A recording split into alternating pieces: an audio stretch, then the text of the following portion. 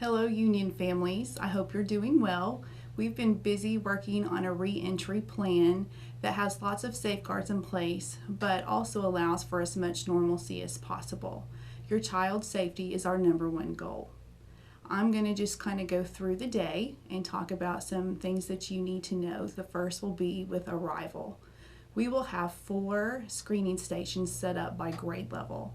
And so if you're going from north to south, 4th and 5th grade will be the first station, then 2nd and 3rd, then kindergarten first, and then on our south entrance we will have our STARS, PALS, and STEP class. That's where they will be screened. Once students are screened and they're fever free, they have 2 options. They can either go into their classroom or they can go to breakfast. If they choose to go to breakfast, they will go into the cafeteria using the outside doors.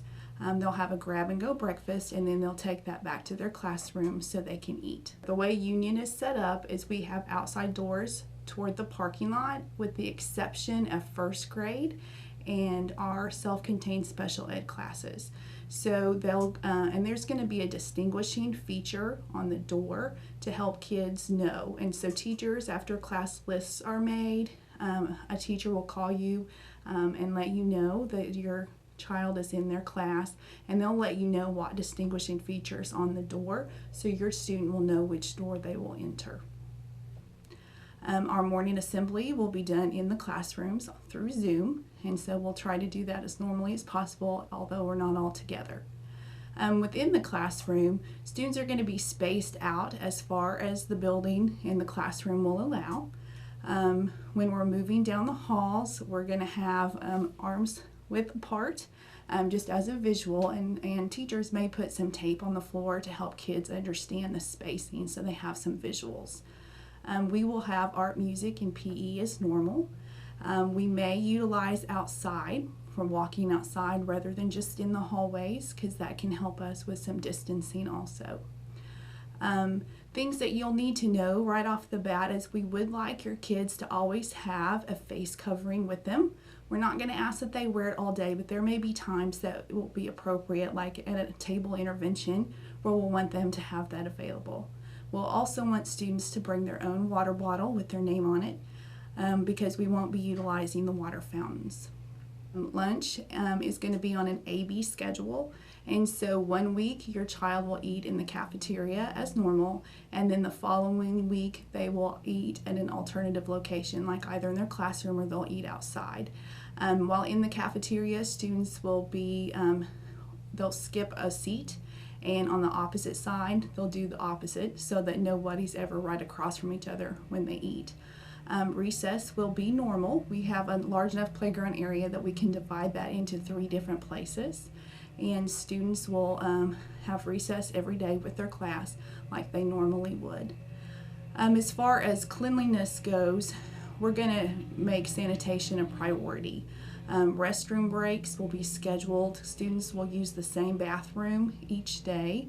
And our lead custodian will have a schedule so he can go in and clean bathrooms between each groups. As they come in from recess, as they go to and from specials, we'll be utilizing hand sanitizer or hand washing.